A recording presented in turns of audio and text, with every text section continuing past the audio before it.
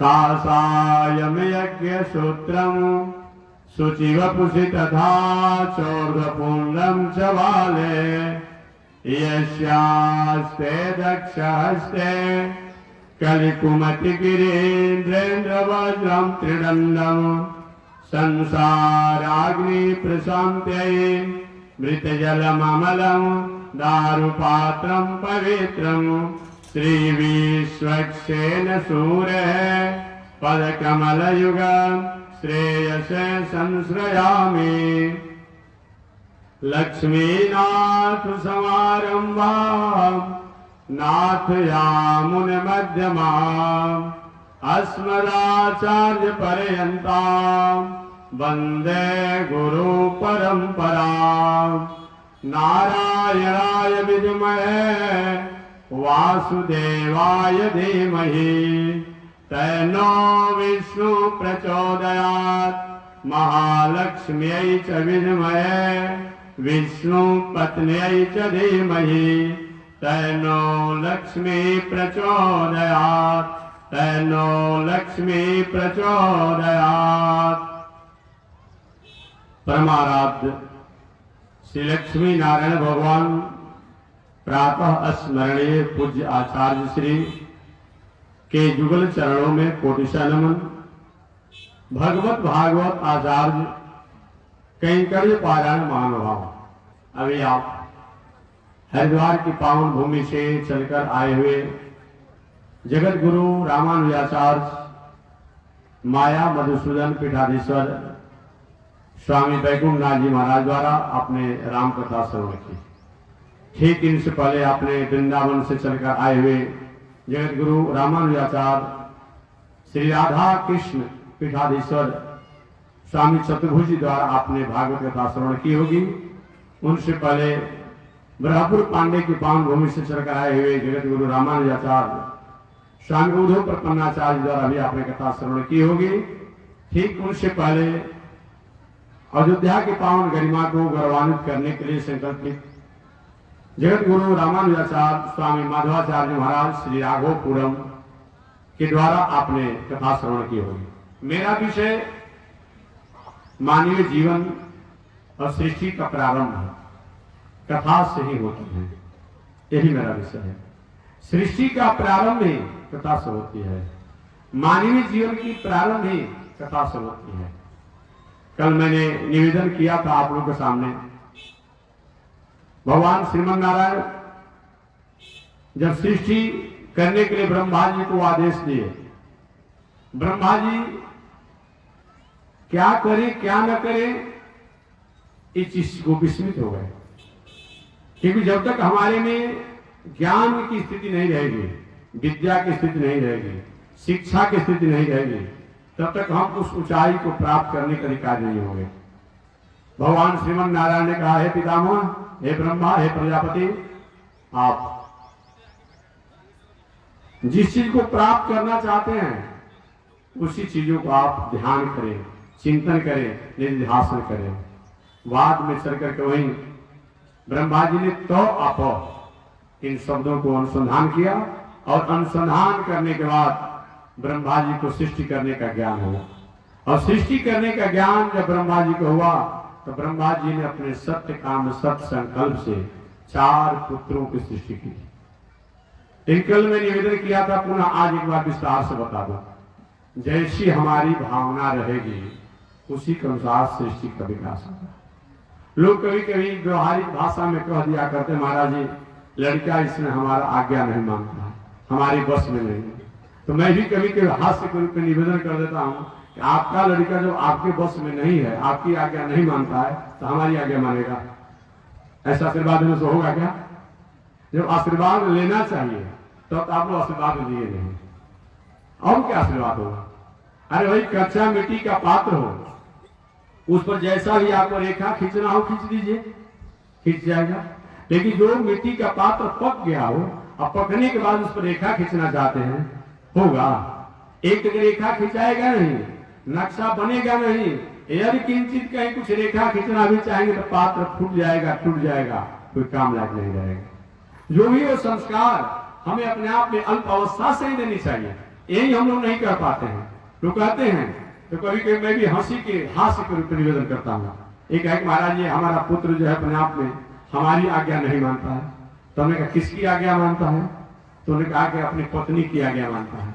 तो हमने कहा सही बताइए, जब आप उस अवस्था में थे तो आप अपने पिता की आज्ञा मानते थे कि अपनी पत्नी की आज्ञा मानते थे? क्योंकि महाराज हम भी अपनी पत्नी की ही आज्ञा मानते थे। तो हमने कहा बेटा कौन गलती काम किया है? जैसा आपने बोया वैसा आप काट रहे हैं। आप अपने उस अवस्था में थे तो पत्नी की आज्ञा मानते थे, और मान रहा था दुख लग रहा है। ये अगर आपको चाहता था कि अपने आपको भी तो अपने माता पिता के प्रति आदर होना चाहता था, तब ना आपका बेटा लाज लिहाज संकुच करके कम से कम आपको आदर करता। तो लोग चाहता है हमको आदर मिले परिवार में, लेकिन अपने से आदर नहीं देता। ऐसा होगा? नहीं होगा। पहले आप दूसरे को आदर देना सीखिए। आप सब अपने आप में संस्कार, संस्कृति, सभ्यता को सीखिए। तो आपका पुत्र के परिवार के गलत मार्ग में भटकना भी चाहता होगा। अगर आप सही माने में उत्तम और उपयुक्त अगर स्थिति में रहते हैं तो लाज संकोच करके भी आपका पुत्र, आपका परिवार कहीं न कहीं अपने मार्गों से बदल करके और अपने पवित्र मार्गों का अधिकारी हो जाएगा। याद रखिए। इसलिए पर आप अपने जीवन को सुधार की बात कीजिए।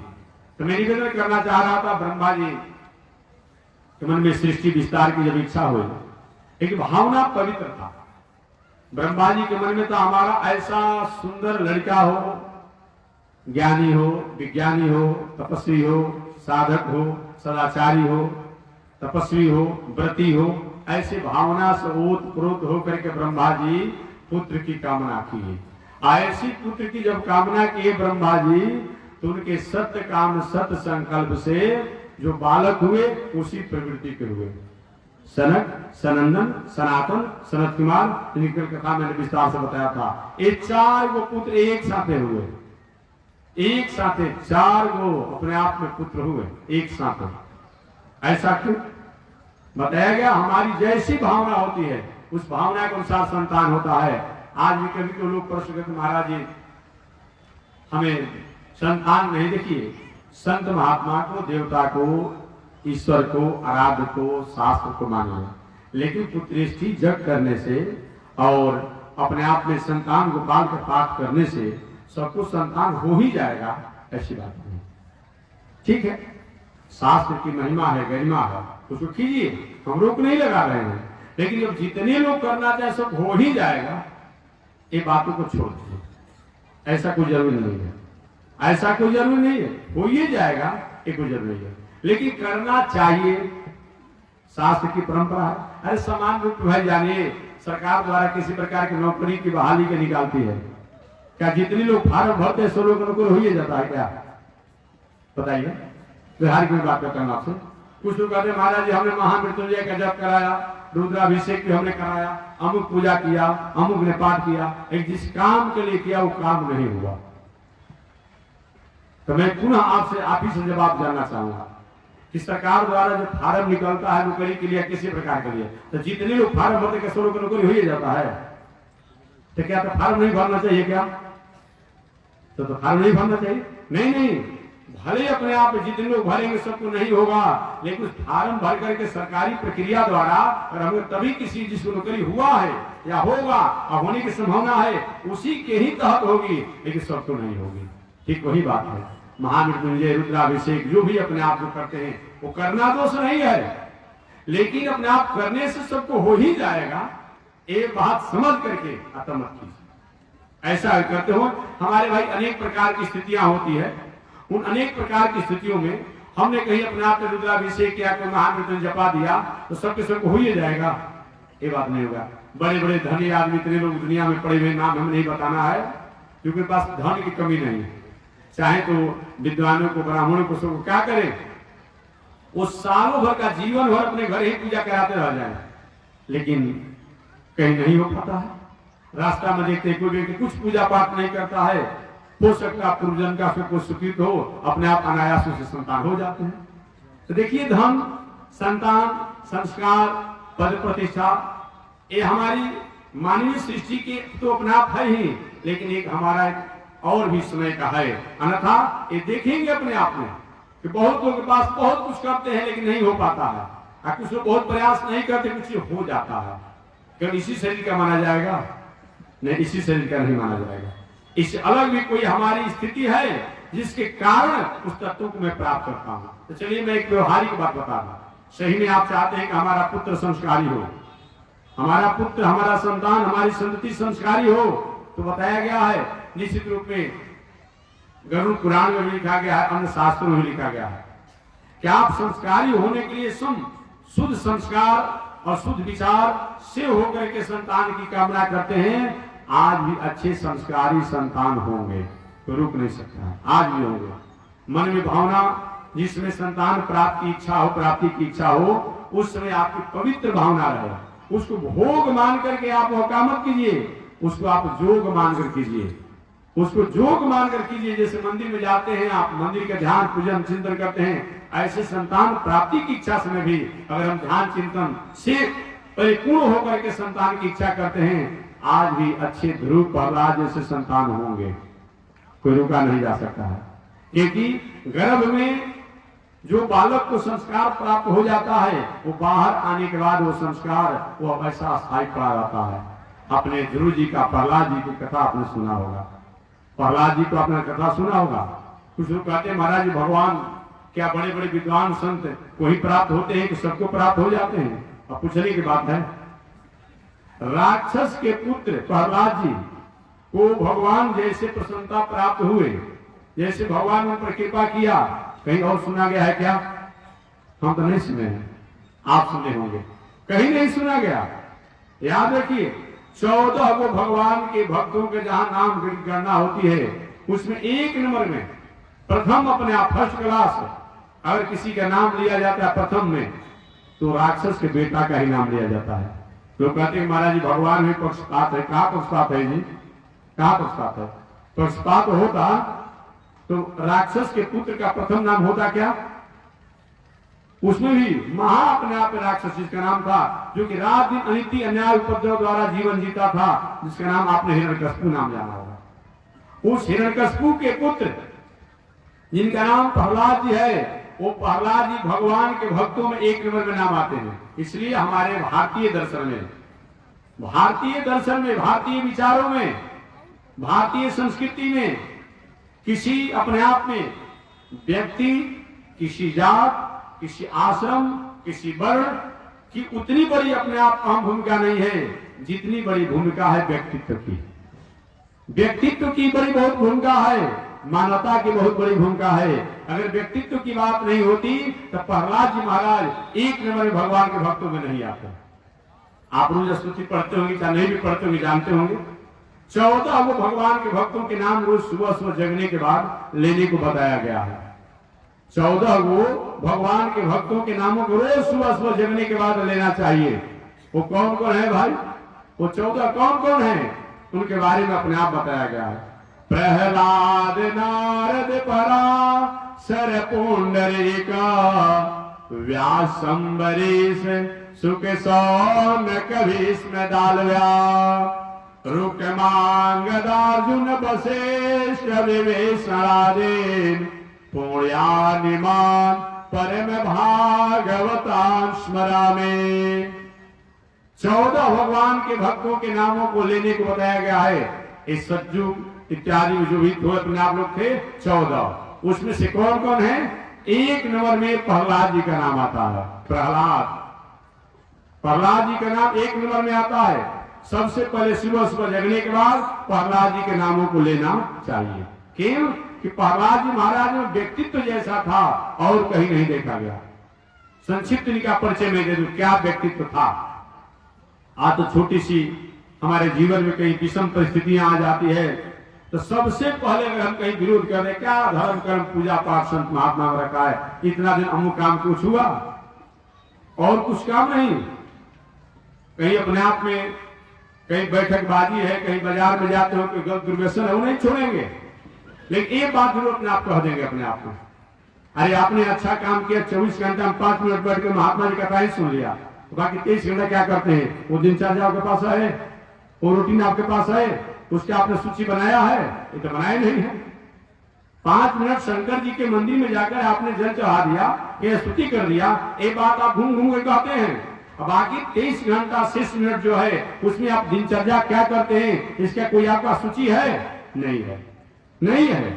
इसलिए बताया गया है व्यक्ति की व्यक्तित्व का बहुत बड़ा महत्व होता है। हमारे प्रहलाद जी महाराज का व्यक्तित्व इतना ऊंचा था, इतना ऊंचा था कि अपने आप में संक्षिप्त में उनका परिचय दे दूं। क्यों 1 नंबर में हुए?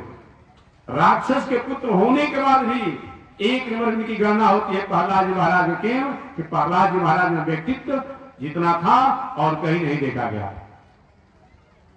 प्रहलाद जी के पिता का नाम क्या था? हिरण्यकशिपु। हिरण्यकशिपु था। और प्रहलाद जी के बाबा का नाम, प्रहलाद जी के बाबा का नाम क्या था? अरे आप लोग ही तो बताइए, हम ही बताएंगे? नहीं बताएंगे आप लोग। प्रहलाद जी के पिता का नाम क्या था? हिरण्यकशिपु।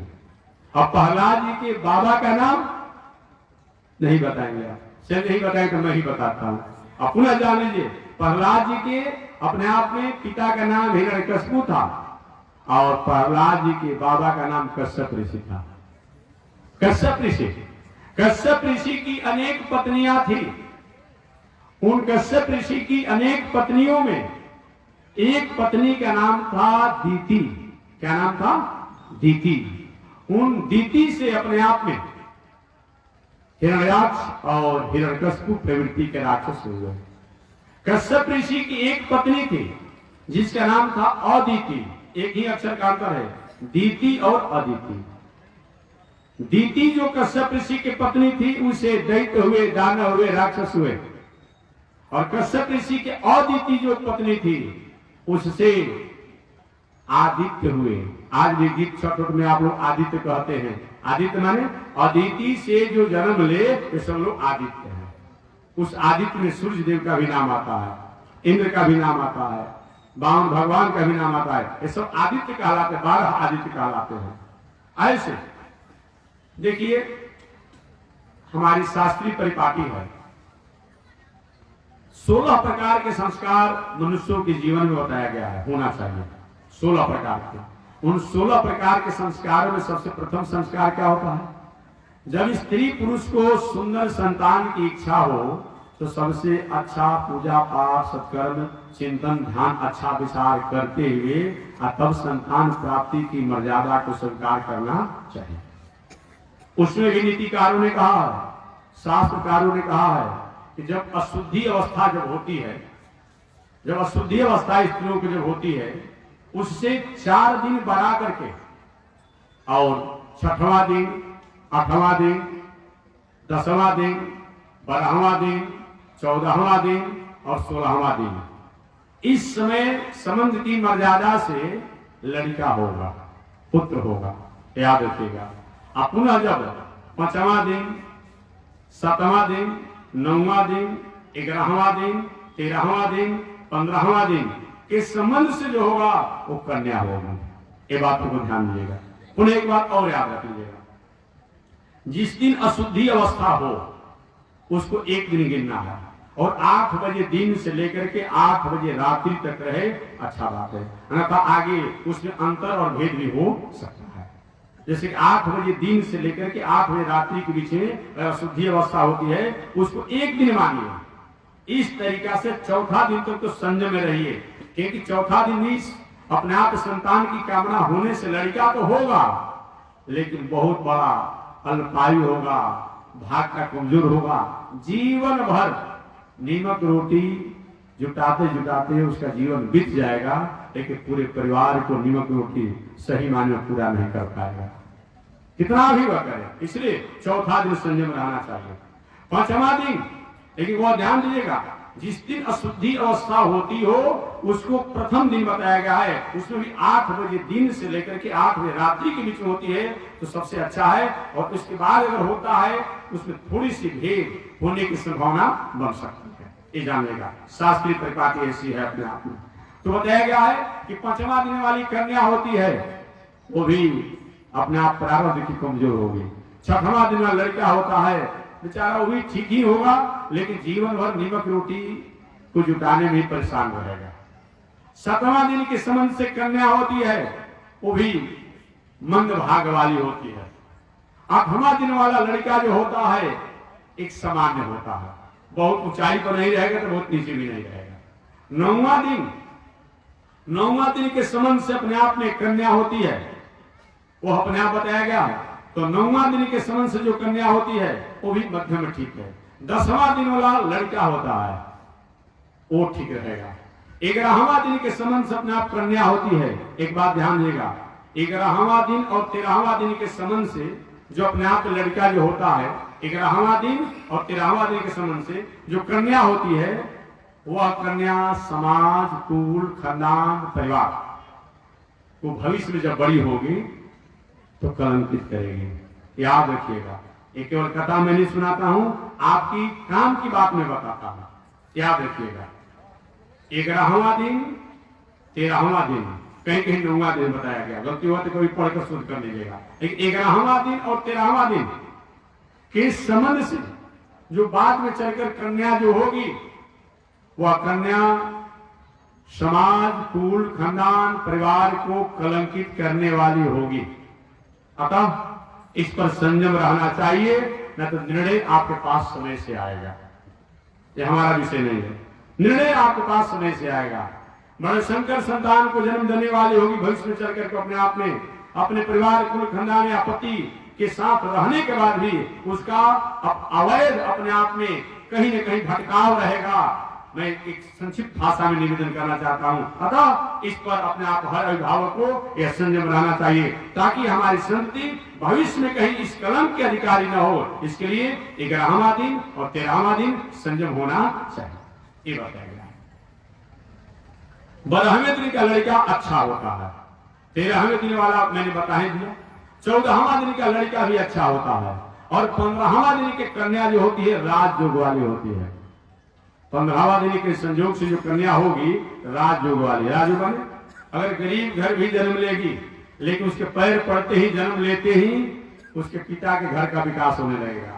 और जब उसका विवाह हो जाएगा और जिस घर में जाएगी उसके ससुर कुल का, पति के कुल का विकास होने लगता है, वो राजयोग वाली होती है अपने आप में। 15वां दिन की कन्या जो होती है और 16वां दिन का जो बालक जो होता है वह भी राजयोग वाला होता है। अर्थात भले ही कमजोर घर में जन्म लेगा लेकिन जैसे जैसे बढ़ेगा खेती, व्यापार, नौकरी, अध्ययन, अध्यापन द्वारा दिन दूना रात चौगुना अपने परिवार इत्यादि को आगे बढ़ाएगा। इस तरह से 15वां दिन की कन्या राजयोग वाली, 16वां दिन के बालक जो होता है राजयोग वाला होता है। इस तरह बताया गया है।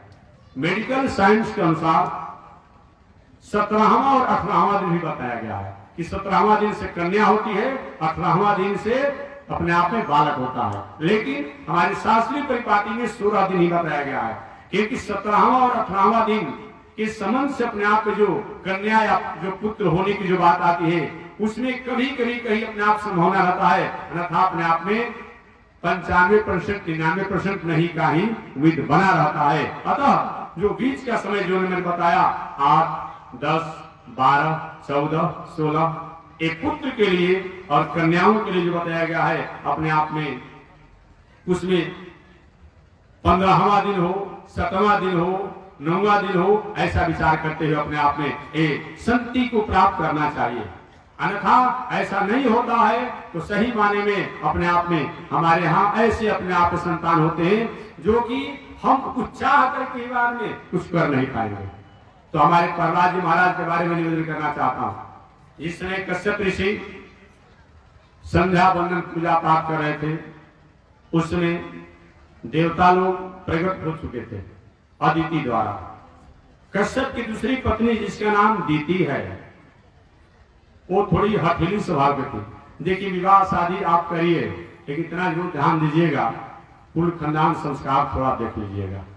पैसा रुपया दान दहेज तो सरकार की तरफ से भी कानून नहीं है और हम भी नहीं कहते हैं। पहले दहेज अपने आप दिए जाते थे, आज दहेज लिए जा रहे हैं, यही दोष हो गया। पहले भी मिलता था दान दक्षिणा, अरे भाई किसी की कन्या है तो अपनी क्षमता योग्यता अनुसार तो कुछ न कुछ दे भी करेगा अपने आप में। लेकिन आज अपने आप में ये शादी नहीं हो रहा है, ये सौदा हो रहा है। आज शादी नहीं हो रहा है, सौदा हो रहा है।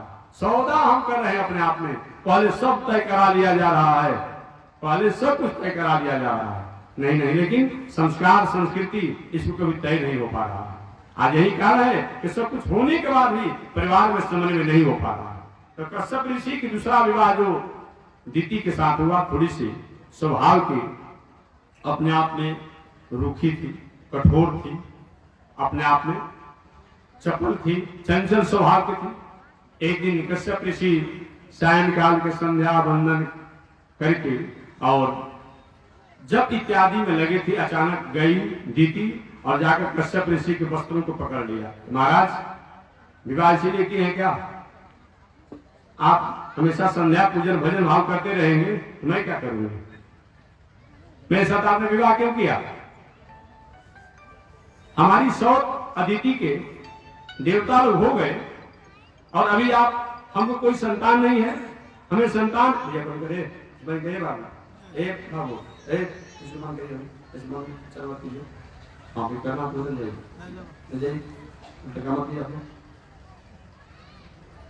मैं निवेदन करना चाह रहा हूँ, आप लोग सकता लेकिन हमारे लोग मैं निवेदन करना चाह रहा हूँ।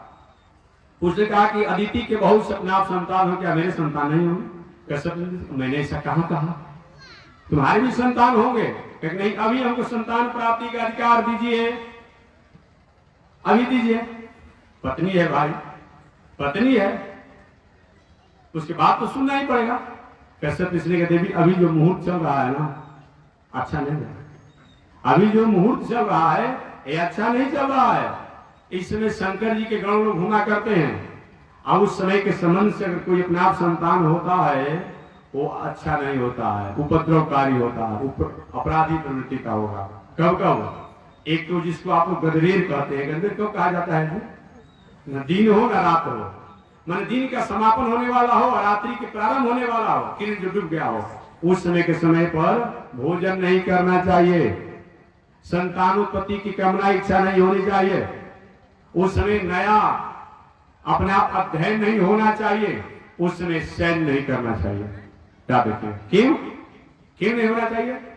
उस समय व्रत बताया गया, उस समय के अपने आप में अगर हम अध्ययन करते हैं तो अध्ययन करने के बाद जो हमारा याद चीज वो भूल जाएगा, अर्थात स्मरण शक्ति कमजोर हो जाती है, अतः उसमें नया पाठ का स्वाध्याय नहीं करना चाहिए।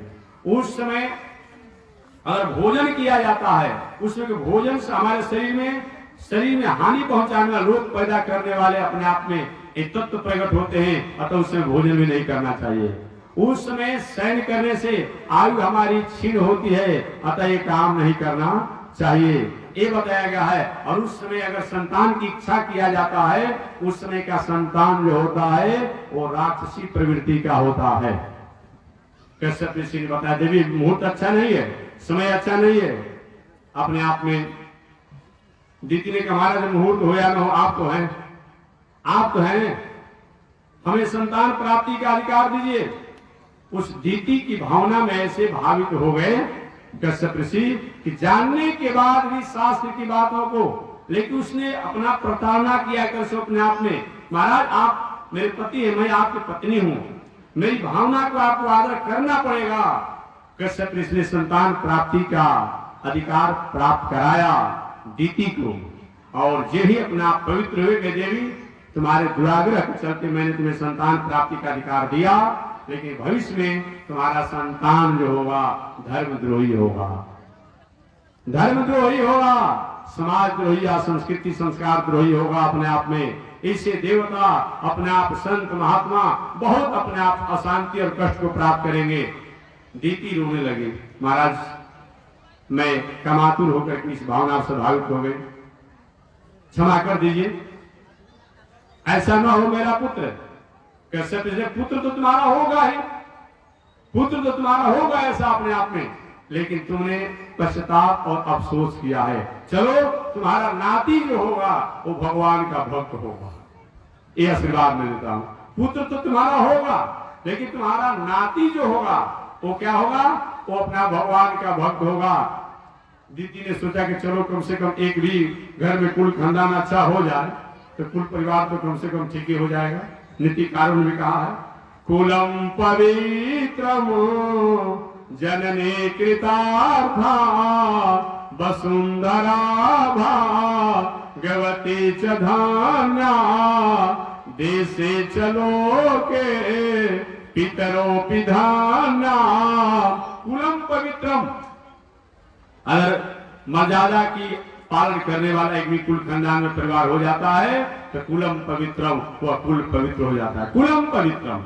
जननी कृतार्था, वह जननी भी कृतार्थ हो जाती है। जननी कृतार्था। वसुंधरा भागवती च धन्या, वह वसुंधरा जो है वह भी धन्य हो जाती है। ये पृथ्वी का भार जनसंख्या नहीं है, याद रखिएगा। ये पृथ्वी का भार जनसंख्या नहीं है।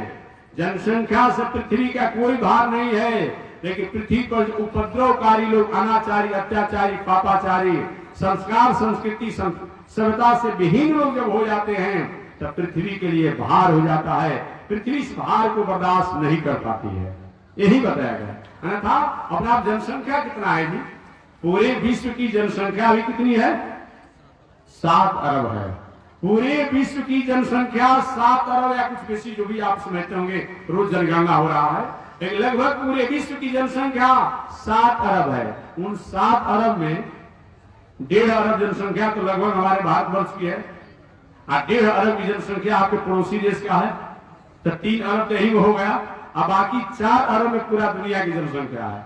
बात समझिए, जनसंख्या बहुत नहीं है, लेकिन पुनः मैं निवेदन कर दूं, अगर जनसंख्या की बात करें कि जनसंख्या से पृथ्वी पर बहुत बोझ हो जाता है।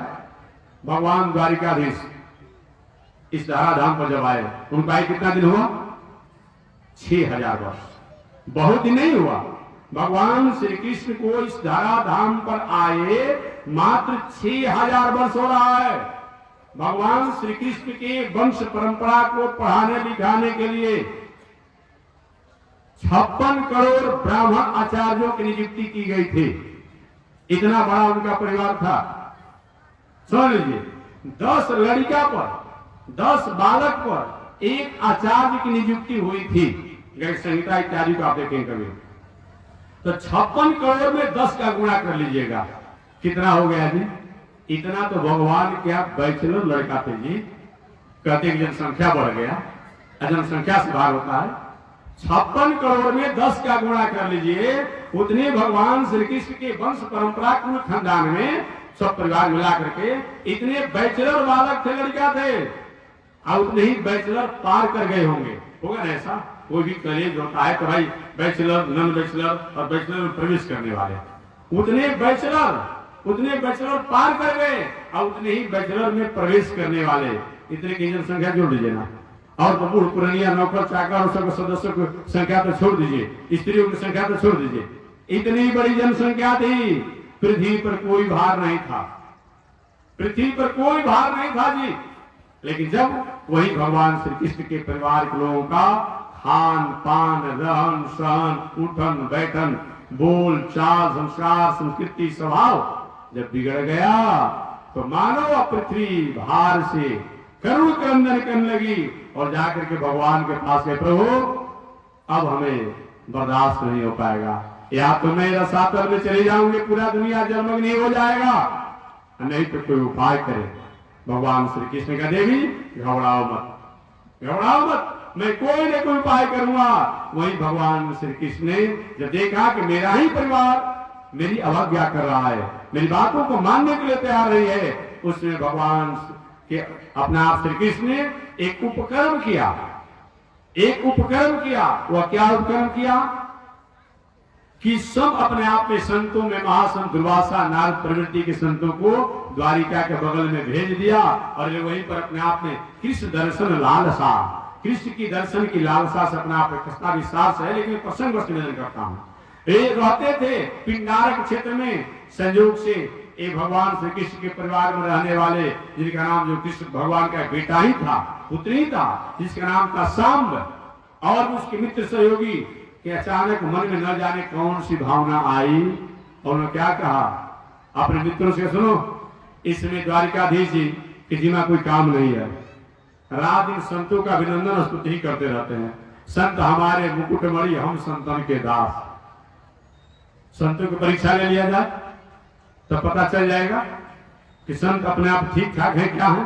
मैं निवेदन करना चाहूंगा, संत, शास्त्र, शास्त्र और ईश्वर, संत शास्त्र, संत शास्त्र, ईश्वर और संस्कार, ये सब की परीक्षा नहीं ली जाती है।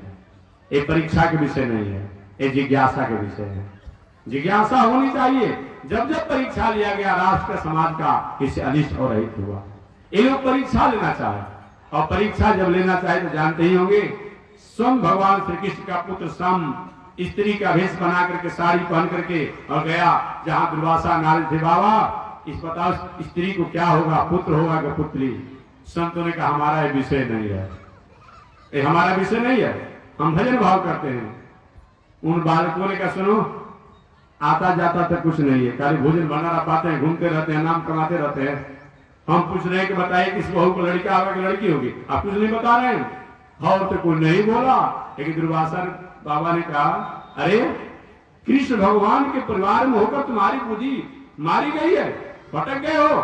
हम संतों के साथ ऐसा ही व्यवहार किया जाता है। तो हम लोग ऐसे ऐसे संत नहीं है।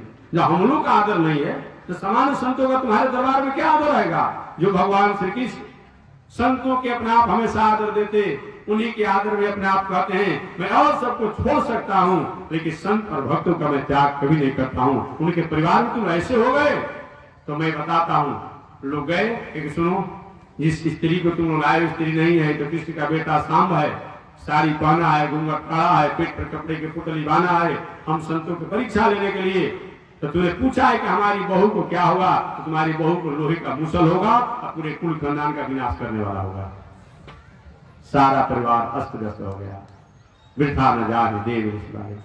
देखिए मानवीय जीवन में अगर कहीं हमारे द्वारा कई त्रुटियां हो जाए किसी प्रकार के, उन त्रुटियों पर अगर हम विचार नहीं करते हैं तो हमारे लोगों के लिए बहुत बड़ा परिणाम होना पड़ता है, बहुत बड़ा परिणाम होना पड़ता है। मैं निवेदन करना चाह रहा था कि भगवान श्री कृष्ण के परिवार में इतना बड़ा जनसंख्या था, लेकिन उससे बोझित नहीं हुई ये पृथ्वी। जब अत्याचारी, अनाचारी, बेविचारी प्रवृत्ति के लोग हो जाते हैं, ये पृथ्वी के लिए भार हो जाता है। अतः कुलम पवित्रम जननी कृतार्था वसुंधरा भागवती च धन्या। ये वसुंधरा अपने आप में धन हो जाती है, वो अपने आप में वसुंधरा। कुलम पवित्रम जननी कृतार्था वसुंधरा भागवती च धन्या। वह सरस्वती देवी भी धन हो जाती है। देशे च कुले देशे च लोके पितरों की धन्याम। वह देश धन हो जाता है, वह लोक धन हो जाता है, जिस घर में भगवान के अपने आप में प्रेमी जन हो जाते हैं। इतना बड़ा महत्व है, इतना बड़ा महत्व बताया गया है।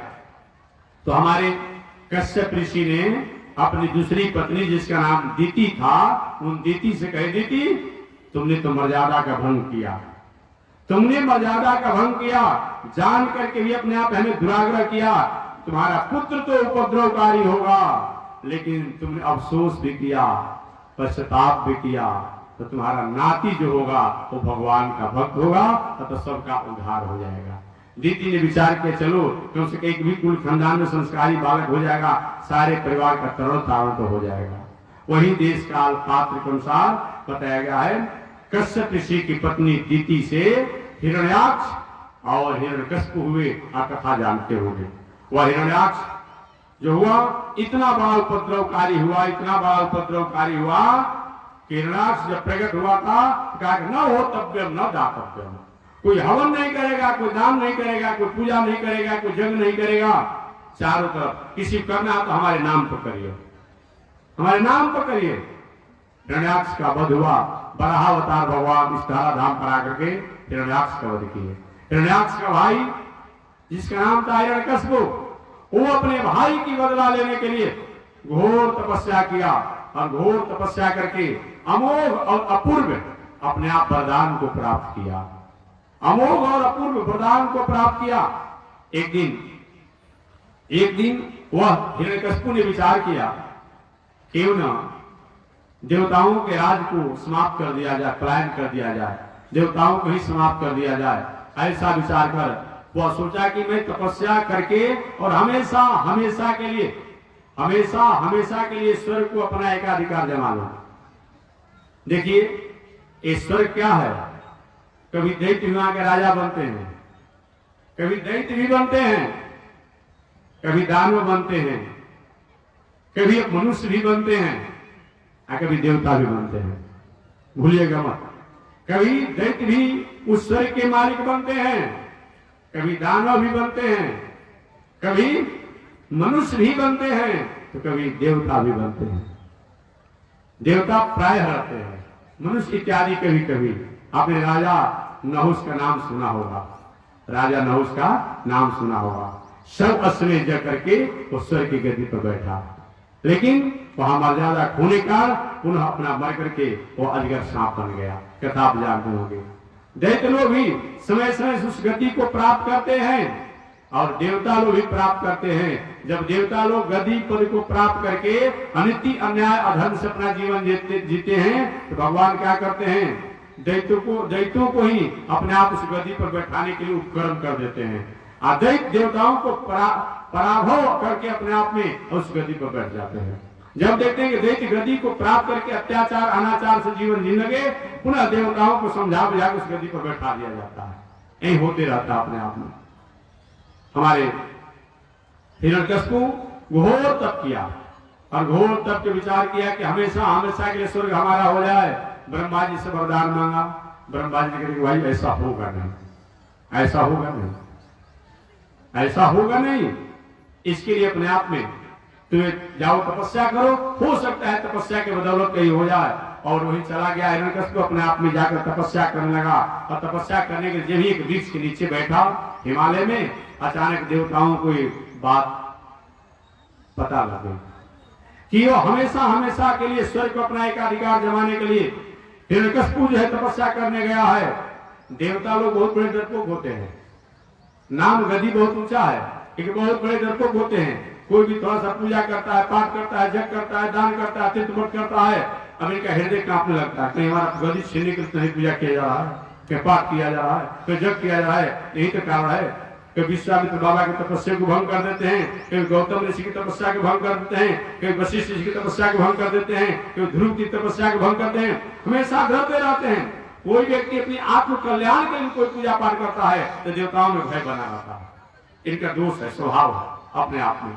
अब क्या हुआ, देवता लोग सब जाकर के आचार्य बृहस्पति से गुरुदेव, अब वो तो अभी तो कुछ विश्वास है कि कभी न कभी स्वर्ग हमारा होगा, लेकिन जब हिरण्यकशिपु अगर तपस्या कर लेगा मेरा सौतेला भाई, तो हमेशा के लिए हमारी गद्दी खतरे में हो जाएगी। महाराज कोई उपाय करें।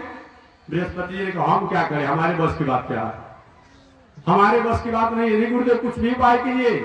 उस समय बृहस्पति जी महाराज एक सुगा का रूप बनाकर, एक तोते का रूप बना करके, और जहां पर हिरण्यकशिपु तपस्या कर रहा था उस वृक्ष के ऊपर चले गए और जाकर के नारायण नारायण नारायण नारायण आवाज रखने लगे। हिरण्यकशिपु ने कहा मेरा शत्रु का नाम लेने वाला यहां भी आ गया क्या, हम तो सुझा के हिमालय में एकांत में तपस्या करेंगे, तो मेरा शत्रु का नाम ले रहा। आज अपने आप में मैं समझ गया, आज मैं अपने आप समझ गया कि अपने आप मेरी यात्रा, ये मेरा तपस्या का दिन जो है भंग हो गया। दुनिया में ऐसे भी नालायक लोग हैं जो कि भगवान राम और कृष्ण से उनका कुलमान और कुलघात भी है, और सब काम करेंगे लेकिन उनका नाम नहीं लेना चाहते हैं लोग, नाम नहीं लेना चाहते अपने आप लोग। ऐसे आज भी लोग होंगे अपने आप में। हिरण्यकशिपु ने कहा कि नहीं, आज के मेरा दिन जो है मूल जो अमंगल हो गया, लौट गया। और लौट गया तो हिरण्यकशिपु की पत्नी जिसका नाम कयाधु था, कयाधु ने अपने पति से पूछा, पर देव आप तो गए थे तपस्या करने के लिए और कहते हैं जब तक मेरी तपस्या पूर्ण नहीं होगी तब तक मैं लौट करके नहीं आऊंगा, आप लौट करके आ गए। और हिरण्यकशिपु अपने आप में नहीं चाह करके भी उस घटना को बता, देवी जी मैं आंखों को बंद करके, नेत्रों को बंद करके, सांसों को बंद करके और ध्यान करना चाहा, अचानक एक तोता आया और नारायण नारायण नारायण आवाज करने लगा। मैं पुनः कुछ देरों के बाद तपस्या करना चाहा, उसी तरह आवाज आने लगा। और हिरण्यकशिपु की पत्नी कयाधु को हो गया, चलो क्योंकि मेरे पति कैसे भी हो नारायण नाम को तो ले रहे हैं, अच्छा मौका है। कयाधु ने उस समय अपने पति से संतान प्राप्ति की याचना की और संतान प्राप्ति के वरदान को मांगा। हिरण्यकशिपु ने उस समय अपने आप में अपनी पत्नी कयाधु को उस संतान प्राप्ति का अधिकार प्राप्त कराया। और उस समय बार बार कयाधु वही प्रसंगों को पूछती रह गई अपने आप में, और उस मर्यादा के अनुसार वह कयाधु संतान का अधिकार नहीं हुई। इसीलिए वह हिरण्यकशिपु की पत्नी कयाधु के गर्भ में वह संस्कारी बालक पलित पोषित होने लगा। ये संस्कार का महत्व है, ये संस्कार का महत्व है। ये नहीं कि हमारा विषय नहीं है, कोई अश्लील और सरस शरीर और पत्रिका पढ़ करके संतान प्राप्ति का अधिकार प्राप्त करेंगे तो लड़का कैसा होगा जी? नलायक न होगा, क्या दोष है जी? इसीलिए पवित्र भावना से होकर के अपने आप में, क्योंकि ये भोग नहीं है जी, ये संतान प्राप्ति की मर्यादा एक योग है, याद रखिए। क्योंकि आगे भविष्य में इसी के द्वारा सृष्टि का कार्यक्रम चलेगा। और इस पर विचार करके शुद्ध भोजन, पवित्र भावना, पवित्र विचार की स्थिति से अगर होते हैं, आज भी हमारे संतान सही मायने में संस्कारी होंगे। और समझिए, वह हिरण्यकशिपु की पत्नी कयाधु के घर में एक संस्कारी बालक पलित पोषित होने लगा। इधर हिरण्यकशिपु अपने आप में सोचा कि क्यों ना जो एक जाकर पुनः मैं तपस्या करूं, क्यों मैं जाकर के तपस्या करूं और तपस्या का पुनः सफल करूं। ऐसे जा विचार कर वो हिरण्यकशिपु चला गया तपस्या करने चला गया। और तपस्या जब करने चला गया, तब देवताओं के राजा इंद्र को ही पता लगी कि हिरण्यकशिपु अभी तपस्या कर रहा है, और जब तक तपस्या उसकी पूर्ण नहीं होगी तब तक वो लौट करके नहीं आएगा।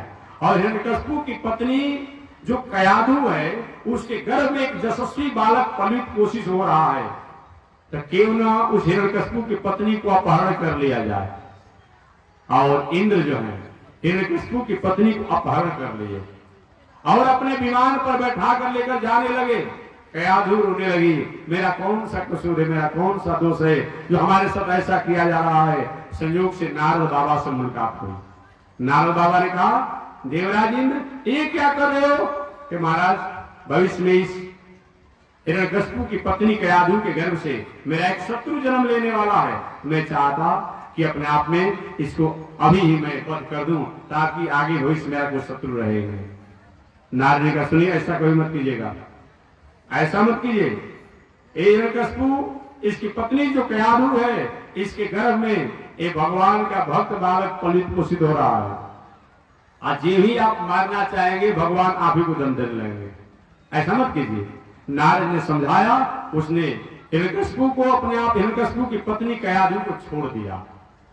उस समय नारद जी ने उस हिरण्यकशिपु की पत्नी कयाधु से कहा, बेटी, तुम्हारे पति तो तपस्या करने गए हैं, तो मैं कहूंगा मेरे आश्रम पर तुम अपने आप, जब तक तुम्हारे पति लौट करके न आवे तब तक मेरे आश्रम पर मर्यादा अनुसार रहो, और जब तुम्हारे पति लौट करके आ जाएंगे तुम अपने पति के यहाँ चले जाना। वही हिरण्यकशिपु की पत्नी कयाधु है, नारद जी के आश्रम पर आकर के और अपनी मर्यादा अनुसार अपनी दिनचर्या को जीने लगी।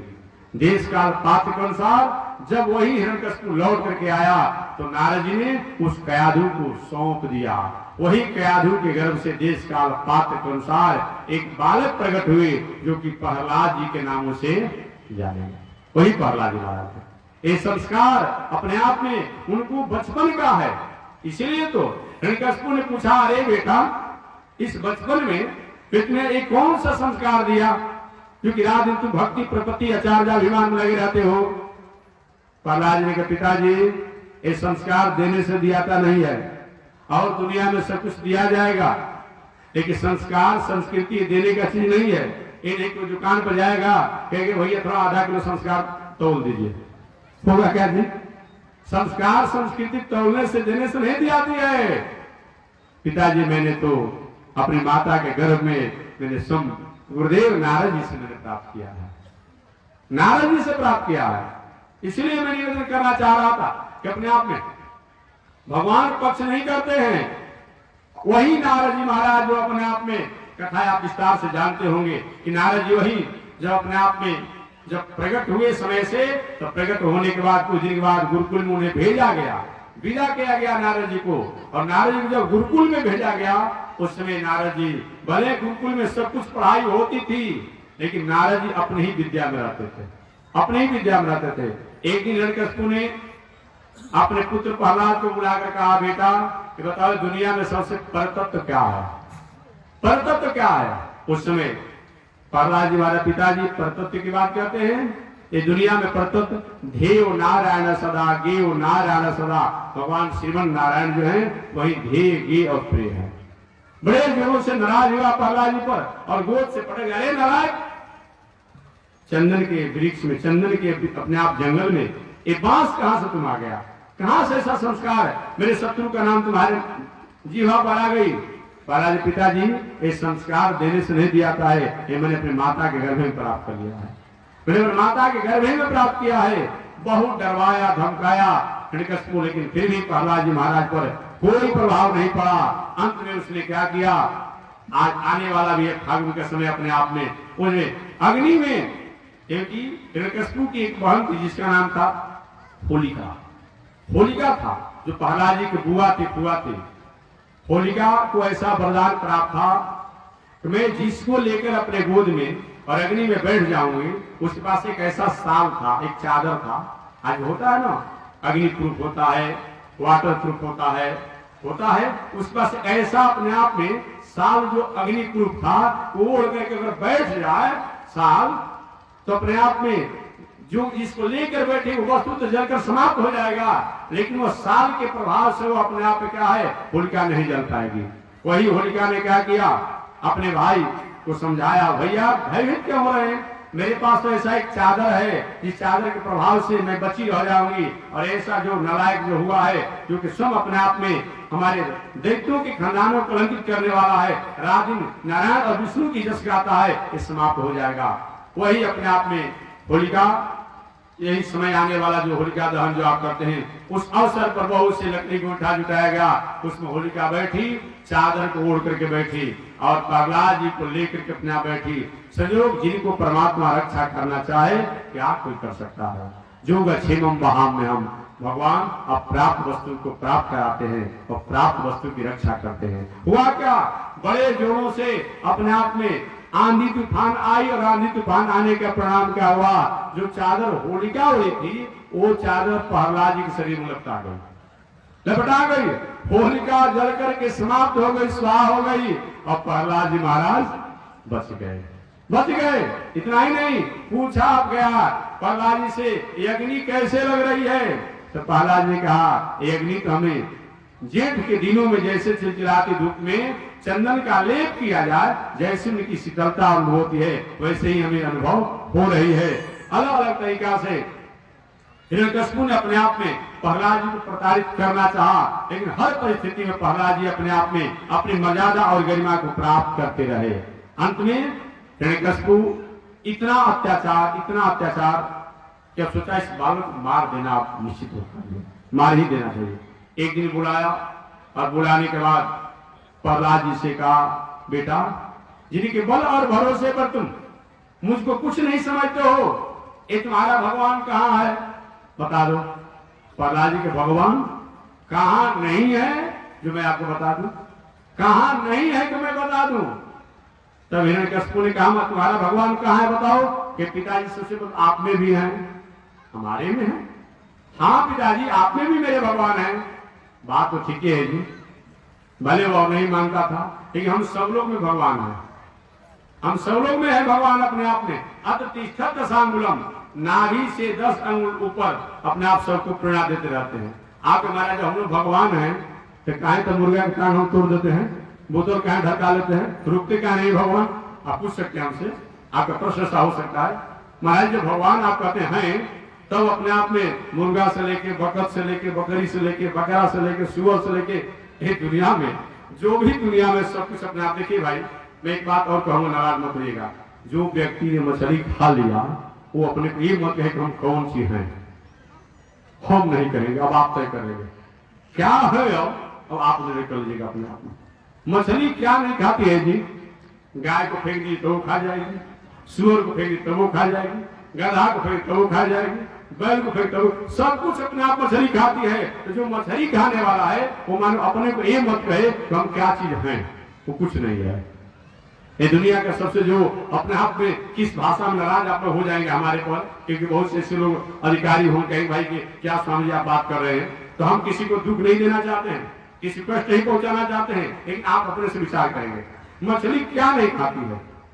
अगर कहीं जलाशय में कहीं गाय का हो तो मांस खा जाएगी अपने आप में, कहीं सुअर का हो तभी खा जाएगी। और इसमें कोई मत कहेगा खाने वाला हम अमुक नहीं खाते, अमुक खाते हैं, अमुक नहीं अमुक है। ये बात आपकी बात हो सकती है, अन्यथा कोई बात नहीं है। इसलिए अपने आप में मैं निवेदन करना चाहता हूं। प्रहलाद जी महाराज ने कहा, पिताजी कहां मेरे भगवान नहीं है? तो मैं आपसे बताऊं कहां भगवान नहीं है भगवान। आप देखिए, आप सब लोग कोई व्यक्ति देखेंगे, ध्यान देने के बाद अपने आप में, कोई व्यक्ति को शराब पीने का आदत है, कहीं यही शराब पीने के लिए बैठता है, गिलास में उठाता है, नाभि से 10 आंगुल ऊपर एक प्रेरणा होती है, अरे भाई क्या कर रहे हो अपने आप में, परिवार को क्या संस्कार पड़ेगा। एक भीतर से एक आवाज आती है, लेकिन हम दुस्साहस करें, कौन देख रहा है अपने आप में, बात में समझेंगे, विचार करेंगे, पी लेते हैं अपने आप में। लेकिन भगवान हमेशा प्रेरणा देते हैं। ये कहने की बात नहीं है, ये अनुभव करने की बात है। आप कोई भी गलती काम करने जाते हैं तो नाभि से 10 आंगुल ऊपर एक, जिसको अपने आप कलेजा अपनी भाषा में कहते हैं, यहाँ एक आवाज आती है, एक भीतर से भावना आती है, एक प्रेरणा होती है, एक अपने आप होता है कि नहीं नहीं एक काम को नहीं करना चाहिए, एक काम को नहीं करना चाहिए। कोई हम अच्छा काम करते हैं तो भीतर से प्रेरणा होती है, ठीक है संकट समस्या तो है, लेकिन जब शुरू कर देंगे तो संकट समस्या धीरे धीरे समाधान में हो जाएगी। ये हमारे पास से प्रेरणा होती रहती है, लेकिन हम दुराग्रह करके, दुस्साहस करके उस कामों को कर देते हैं, क्योंकि हमेशा हमें प्रेरणा मिलती रहती है। ये बताया गया। प्रहलाद जी महाराज, पिताजी कहा मेरे भगवान नहीं है जो मैं आपको बताऊं। कहा क्या तुम्हारे भगवान हर जगह है? हाँ हाँ, कहा है बताओ। तो सबसे पहले प्रहलाद जी, पिताजी आप में भी है, आप में है। अच्छा, देहाभिमानी था, देहाभिमानी था, सोचा कि हो सकता है कि बचपन का नटखट स्वभाव का चमत्कारी बालक है, कहीं मेरे में अपने भगवान को दिखा देगा तो हम क्या करेंगे, इसके भगवान हमारे शरीर में आ जाएंगे और हमको फाड़ करके मार डालेंगे। नहीं मैं अपने में दिखा जाऊंगा। तब कहे तो पिताजी तो हम में भी देख लीजिए, आपने में आप नहीं देखना तो हम में देख लीजिए, हमारे में भगवान है। सोचा कि अभी बचपन का बालक है, हो सकता बड़ा होगा तो सुधार हो जाएगा। कहे नहीं मैं तुम्हें भी नहीं देखना चाहता हूँ। तब कहे पिताजी आप जो तलवार ली है इसमें ही मेरे भगवान है। अस्त्र शस्त्राभिमानी था, सोचा हो सकता है किसी भगवान तलवार तोड़कर प्रकट हो जाता, हम क्या करेंगे कि नहीं। तब कहे पिताजी इस खंभे में भी हैं, इस खंभे में भी हैं। इतना सुनते ही बड़े जोरों से गर्जन किया और गर्जन का, हे दुष्ट दिखाओ तुम्हारे भगवान कहाँ इस खंभे में है, तो मैं टुकड़ा टुकड़ा कर दूंगा। उस समय हमारे भगवान नृसिंहावतार उग्रम वीरम महाविष्णुम ज्वलंतम सर्वतोमुखम नृसिंहम भीष्मम भद्रम मृत्यु मृत्यु नमामः। काल के ही महाकाल, महाकाल के ही महाकाल जो है, उग्रम उग्र वाले, वीरम वीर, उग्रम वीरम महाविष्णु महाविष्णु, ज्वलंतम सर्वतोमुखम, चारों तरफ जिनका प्रकाश था, नृसिंहम, ऐसे नृसिंह भगवान अपने आप प्रकट हो गए। आप प्रकट होते ही हिरण्यकश्यप को पकड़ लिए कि अभी मैं तुम्हें मारूंगा। ईशान का कसम हो रहा था, अभी मैं तुम्हें मारूंगा। हिरण्यकश्यप ने, कौन होते हैं आप मारने वाले, क्या अधिकार आता है? ऐसा ऐसा मैं मारा नहीं हूं, मैं भी अपने आप में जवानत और वीर ब्रह्मा जी से ले लिया हूं। मारने वाले कौन होते हैं? अरे कोई अपने आप में थानाध्यक्ष जाए किसी को पकड़ने के लिए और देखिए मैं अपने आले द्वारा बेल ले लिया हूं, जवान, कौन होते हैं पकड़ने वाले? तो थोड़ा सा थानाध्यक्ष को भी थोड़ा सा संकोच होना पड़ेगा। उसने कहा कौन होते हैं आप मारने वाले, क्या आपका अधिकार है? ऐसा वैसा थोड़ी मैं हूं, ब्रह्मा जी को मैंने तपस्या किया है, ब्रह्मा की तपस्या करके मैंने वरदान प्राप्त किया है। भगवान ने क्या वरदान प्राप्त किया सुना दो। हिरण्यकश्यप ने कहा कि मैं दिन में नहीं मरूं, रात में नहीं मरूं, न अस्त्र से मरूं, न शस्त्र से मरूं, न ऊपर मरूं, न नीचे मरूं, न आगे मरूं, न पीछे मरूं, न बाहर मरूं, न भीतर मरूं, न 12वां महीना में मैं मरूं। एक हद हो गया था। देखिए राक्षस लोग, दुष्ट लोग दूसरे को परेशान करते हैं, लेकिन अपने बचने के लिए क्या नहीं करते हैं अपने आप में। अब कितना बड़ा वरदान मांगा था, ऊपर नहीं मरे, नीचे नहीं मरे, बाहर नहीं मरे, भीतर नहीं मरे, दिन में नहीं मरे, रात में नहीं मरे।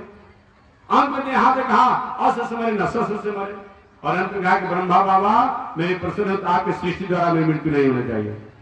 वही बात बता दिया। बाबा ने सुनो, एक एक सुनाओ क्या क्या तुमको वरदान प्राप्त है। महाराज मैंने कहा है कि अपने आप में मैं दिन में नहीं मरूं, रात में मरूं। भगवान को बताओ अभी क्या चल रहा है, ये दिन है कि रात है? क्या महाराज ये तो दिन भी नहीं है, रात भी नहीं है, ये तो गजबेर है, ये सायंकाल का बेला है, कि बस अब तुम्हें मारूंगा। नहीं हम नहीं मार सकते हैं, क्योंकि हमने वरदान लिया है, ऊपर नहीं मरूं, नीचे नहीं मरूं। भगवान ने अच्छा, मैं ऊपर भी नहीं मरूं और जमीन पर नहीं मरूं। भगवान ने क्या किया, अपने गोद में बैठा लिया अब बताओ, एक गोद जो होता है ऊपर भी नहीं होता है, नीचे भी नहीं, मैं तो मारूंगा कि नहीं मार सकते हैं। मैंने वरदान लिया है तीसरा, न बाहर मरूं न भीतर मरूं। महाराज घर से बाहर भी नहीं है, घर के भीतर भी नहीं, कितना बड़ा वरदान लिया था जी। भगवान ने कहा चलो अपने गोद में लेकर के और घर के चौकट पर बैठ गए। कहीं के चौकट जो होता है घर का बाहर भी नहीं होता है, भीतर भी नहीं होता है। इसलिए आज भी माताएं कहती है, कुछ कहते हैं घर के चौकट मत बैठिए, अपने आप में नहीं बैठने को बताया गया है, वो तो बैठने भी नहीं देते हैं। एक चौकट में बैठ गए, कहीं कहते हैं जो ये बाहर भी नहीं है भीतर भी नहीं है, क्या फिर भी आप हमें नहीं मार सकते हैं। महाराज मैंने 12 महीना में नहीं मरने का वरदान लिया है। भगवान ने कहा सुनो 12 महीना मरने, लेकिन अभी तो 13वां महीना मलमास चल रहा है। अब बताओ 12 महीने लिया था ना, अरे तो मैं भूल गया था कि 13 महीना होता है। लेकिन मैं तुम्हें मारूंगा कि महाराज फिर भी हमें नहीं मार सकते हैं। मैं अस्त्र से और शस्त्र से नहीं मरने का लिया हूं। ठीक सुनो, मैं तुम्हें अस्त्र से भी नहीं मारूंगा और शस्त्र से मारूंगा। तुम्हारे जचीलन को मारने के लिए हम अस्त्र शस्त्र उठाना पड़ेगा। ये हमारा नाखून जो है ना, इसी से मैं तुम्हें मारूंगा। तुम्हारा फिर भी हमें आप नहीं मार सकते हैं, क्योंकि मैंने ब्रह्मा के सृष्टि में अपनी मृत्यु नहीं मांगा है। अर्थात ब्रह्मा के सृष्टि में मृत्यु नहीं होनी चाहिए। भगवान बड़े जोरों से नालायक करते हैं। ब्रह्मा की सृष्टि हम करते हैं कि ब्रह्मा हमारी सृष्टि करते हैं। तो ब्रह्मा की सृष्टि मांगा है ना, हम ब्रह्मा की सृष्टि करते हैं, ब्रह्मा हमारी सृष्टि नहीं करते हैं अपने आप में, इसलिए मैं तुम्हें मारूंगा। और कह देखो मैं ब्रह्मा की सृष्टि द्वारा प्रकट नहीं हूं, मैं तो खंभा द्वारा प्रकट हूं। और भगवान ने क्या किया, उस हिरण्यकश्यप का वध किया। वध करने के बाद देखिए भगवान कैसे होते हैं। वध करने के बाद अपने आप में प्रहलाद जी को अपने गोद में बैठा लिए और गोद में बैठा करके जीभ से चाटने लगे। हिरण्यकश्यप का वध हो गया। अब प्रहलाद जी को अपने गोद में बैठा लिए और गोद में बैठा करके अपने आप में जीभ से चाटने लगे। जितने देवता लोग थे सब लोग थे अपने आप में, ये क्या हो गया भाई, बड़े बार बार सिंह जैसा हुंकार भी कर रहे हैं। देवता लोग से चलो अच्छा मौका, देवताओं के जानते हैं क्या है, एक दल बदलू पार्टी होते हैं देवता लोग। जब देखते हैं जिसकी अपने आप में सत्ता होने वाली है, झंडा लगा लेते हैं कहीं से। जब देखिए सत्ता कहीं कमजोर होने वाली है, झंडा को निकाल लेते हैं। यही देवताओं के हाल है, यही देवताओं के हाल है। जब हिरण्यकश्यप अपने आप भगवान सिंहावतार से टकरार कर रहा था, देवता लोग सामने दिखाई नहीं पड़े। जानते थे कि यदि किंचित कहीं भगवान से बच गया तो हम देवताओं को मारकर कचूमर निकाल देगा। कोई दिखाई नहीं पड़ा उस समय अपने आप में। और जब देखिए कि अपने आप में प्रणाम पड़ा हुआ है, मृतशैया पर पड़ा हुआ है, तो धीरे धीरे आए देवता लोग और अभिनंदन सुनाने लगे। भगवान ने समझ देवताओं बहुत तुम साथी हो, बहुत तुम साथी हो। नृसिंहावतार परमात्मा ने इतने जोरों से हुंकार भरा कि देवता लोग भाग गए। अरे कौन इनको स्तुति करने जाएगा, ऐसे भला भगवान होते हैं क्या, कौन इनकी स्तुति करेगा। देवता लोग भाग गए, कोई पहुंच नहीं पाया। अंत में अपने आप में लक्ष्मी जी के पास गए देवता लोग। लक्ष्मी जी के पास, माता जी आपके स्वामी जी नाराज हैं, चलिए उनको मना दीजिए। लक्ष्मी जी मेरे स्वामी जी नाराज होते हैं बोला। शांताकारम भुजगशयनम पद्मनाभम सुरेशम मंगलम भगवान विष्णु, ऐसा मेरे स्वामी वाला अपने आप नाराज होते हैं, कोई नहीं सकती है। अरे चलिए ना पहले। उस समय जब लक्ष्मी जी आई और सोने की थाल में आरती लेकर जी आरती करना चाहिए, नरसिंहावतार परमात्मा इतना बड़े जोरों से हुंकार भरा कि लक्ष्मी जी ताली पटक करके अब भागे बैठे हुए। ये मेरे स्वामी इतना क्रोधी हो सकते हैं। देवताओं से काम तो बिगड़ गया। लक्ष्मी जी चली गई, इनका क्रोध शांत नहीं हो रहा है। तब इशारा हुआ कि जिसके कारण क्रोध हुआ है उन्हीं से कहा जाए। इशारा किए देवता लोग प्रहलाद जी को, अरे प्रहलाद तुम्हारे कारण क्रोध हुआ है, तुम ही कुछ करो ना, तुम ही कुछ करो अपने आप में। प्रहलाद जी को करे क्या, करने आता होता तो कुछ कहे ना, स्तुति करने आता है ना कुछ करने आता, अभिनंदन करना, क्या हम करें। उस समय देवता लोग सुनो, अगर तुम्हारे जैसा ऐसा मौका मिला होता ना तो जीवन भर के लिए, जन्म जन्म के लिए हम भगवान से वरदान मांग लेते। गोद में बैठे मांगो कुछ। उस समय अपने आप प्रहलाद जी महाराज बैठे हैं, कुछ बोल नहीं रहे हैं, कुछ बोल नहीं रहे हैं। भगवान भी अपने आप देख रहे हैं प्रहलाद को, और प्रहलाद भी भगवान को देख रहे हैं। कोई बोल नहीं रहा है, कोई बोल ना रहा है। इस कथा को जब सुना रहे थे सुखदेव जी महाराज राजा परीक्षित को, इस कथा को जब सुना रहे थे सुखदेव जी महाराज राजा परीक्षित को गंगा के पावन तट पर, अचानक सुखदेव जी महाराज हंसने लगे। और जब सुखदेव जी हंसने लगे तो राजा परीक्षित भी हंस दिए। और राजा परीक्षित जब हंसे तो जब इस संत महात्मा ऋषि लोग भी हंसने लगे। वो भी हंसने लगे अपने आप में। अब हुआ भाई क्यों हंसे, पूछा गया, सुखदेव जी से पूछा गया, अरे ईश्वर आप कथा सुनाते समय हंसने क्यों लगे? सुखदेव जी महाराज ने कहा हमें हंसी इसलिए आ गई, धन्य है प्रहलाद, कितना बड़ा तुम भाग्यशाली हो, कितना तुम्हारा भाग्य है। जिन परमात्मा की झांकी के लिए बड़े बड़े अमलात्मा विमलात्मा लोग कई तरह से रहते हैं, थोड़ी सी झांकी होती है, वो परमात्मा के तुम गोद में बैठे हो, कितने बड़े भाग्यशाली हो, बहुत बड़े, इसीलिए हमें हंसी आ गई। राजा परीक्षित गए, महाराज जब मैंने कथा सुना तुम देखा मेरे गुरुदेव जब हंसने लगे तो मैंने सोचा प्रहलाद सही में अपना आप भक्त होना चाहिए, तो तुम्हारे जैसा भगवान का भक्त होना चाहिए। ऋषि लोग विचार किए प्रहलाद तुम्हारा माता पिता कुल खानदान में कुछ न कुछ संस्कार होगा, तुम्हारी परंपरा, भाई बाबा का संस्कार तो था ही अपने आप में, संस्कार है, ये संस्कार का पूर्ण है कि आज ऐसी स्थिति को प्राप्त किए हो, इस तरह अपने आप में बताया गया है।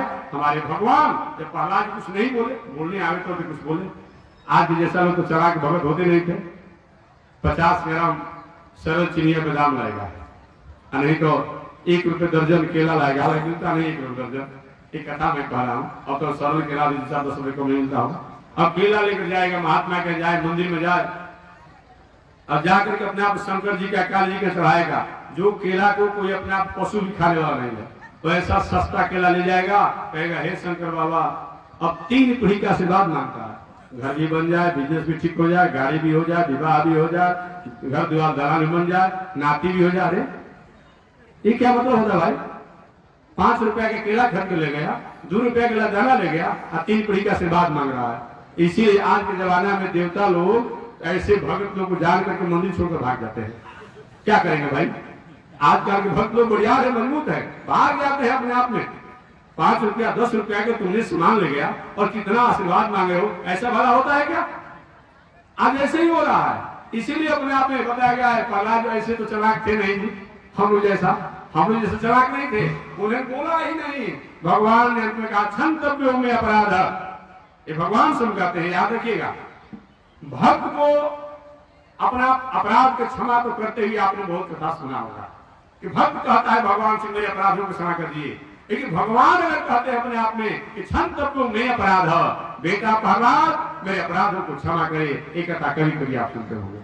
आप पूछेंगे महात्मा जी ये भगवान ने कौन सा अपराध किया जो प्रहलाद से कहते हैं क्षंतव्यो में अपराध हो, बेटा प्रहलाद मेरे अपराधों को क्षमा करे?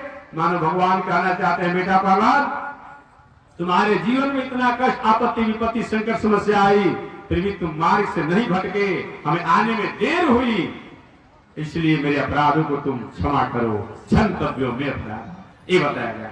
आगे अपने आप भगवान ने उनके कपोल में प्रहलाद जी के अपने आप हाथों को स्पर्श किया, अपने शंखों को स्पर्श किया, और करते ही क्या हुआ, प्रहलाद जी की बाड़ी फूल गई। अब फूल गई तब कहे बेटा कुछ मांग लो ना। प्रहलाद जी को मांगने की बात करते हैं, अरे मांगा तो वहां जाता है जहां कुछ अपना नहीं हो, मांगा तो वहां जाता है जहां कुछ अपना नहीं हो। कोई व्यक्ति अपना कोई मॉल का मालिक हो, दुकान का मालिक हो, और सारा दुकान अपने आप में आपको लिख दे, अरे आप एक महाराज इसमें से हमको थोड़ा सा कपड़ा दे दीजिए 1 मीटर, कितना कमजोर बुद्धि के समझे जाएंगे। पूरा मॉल का मालिक ही आपको बना दिया, पूरा दुकान का मालिक बना दिया, और आप 1 मीटर कपड़ा मांग रहे हैं, एगो ट्रॉफी मांग रहे हैं। प्रहलाद जी प्रभु मांगा तो वहां जाता है जहां अपना पास कुछ नहीं होता है। जब मैं आपके गोद में बैठा हूं तो आपका सारा उत्तराधिकारी मैं हो गया, क्योंकि जो भी जिसके गोद में बैठता है वो उत्तराधिकारी हो जाता है। मैं उत्तराधिकारी हो चुका हूं, अब आपसे मांगना क्या है? मैं कुछ नहीं मांगूंगा। भगवान ने कहा तुम्हारे मांगने से हमारी प्रसन्नता होगी, हम प्रसन्न होते हैं, इसे कुछ मांगो। प्रहलाद जी प्रभु अगर मांगने से ही आप प्रसन्न होते हैं तो आप ऐसा वरदान दे दीजिए कि निश्चित रूप में हमारे पिता जो, हमारे कुल खानदान के लोग जो आपके साथ अपराध किए हैं, इनके अपराधों को आप क्षमा कर दीजिए। धन्य है प्रहलाद जी महाराज। समझिए इतना पिता द्वारा अत्याचार किया गया प्रहलाद के प्रति, कहते कि अगर कहीं अपराध हमारे माता पिता या परिवार के लोगों द्वारा हुआ है, उस अपराधों को आप क्षमा कर दीजिए, इनका अधोगति नहीं होना चाहिए, अधोगति नहीं होना चाहिए। और दूसरा वरदान ये दे दीजिए प्रभु कि आपके चरणों में हमारी भक्ति बनी रहे। भगवान ने कहा एवं वस्तु, इस तरह भगवान वरदान देकर के प्रहलाद जी को खिताब किया। तो मैं निवेदन करना चाह रहा था, मेरा निवेदन था कि व्यक्ति बड़ा नहीं होता है, व्यक्तित्व बड़ा होता है।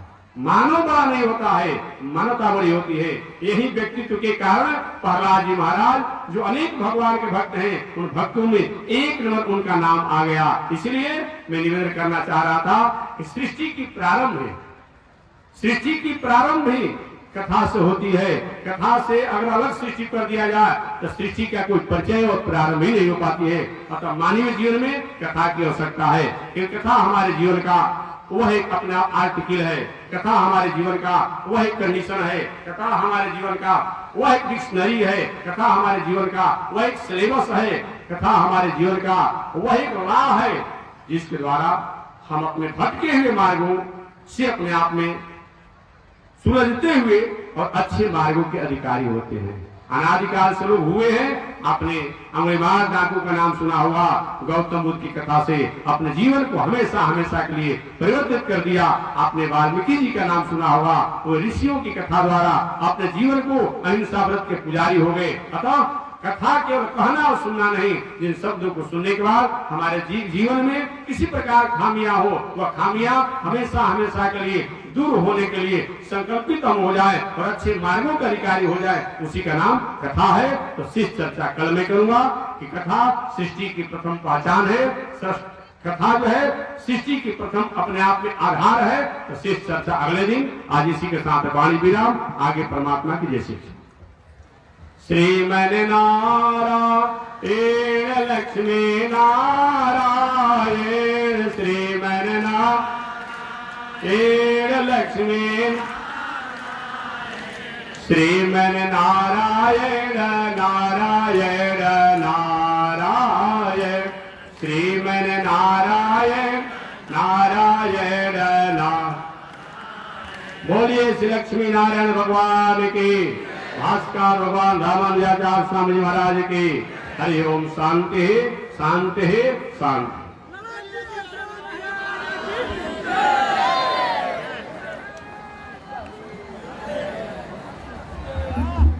ओम चंद्रमा मनसो जात चक्षो सूर्यो जायत, श्रोत्राद्वायुष प्राण समुखाग्निर्जायत, श्रीसुते लक्ष्मी सवदन्यावहोरात्रे पार्श्वे नक्षत्राणि रूपमस्मिन् व्यातम्, ईश्वरनिघारामो मयिघार सर्वलोकं मयिघार।